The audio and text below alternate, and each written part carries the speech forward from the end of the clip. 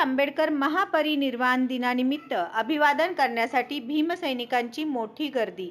महापालिका परिसरातील डॉक्टर बाबासाहेब आंबेडकर यांच्या 69व्या महापरिनिर्वाण दिनानिमित्त अभिवादन आणि कृतज्ञतेची भावना व्यक्त करण्यासाठी भीमसैनिकांनी पुतळ्याजवळ येऊन मेणबत्त्या प्रज्वलित करून अभिवादन करण्यात आले आणि या ठिकाणी काही संस्थांनी रक्तदान शिबिर व भीमगीते आयोजित करण्यात आली। या प्रसंगी भीमसैनिकांची मोठी गर्दी दिसून आली।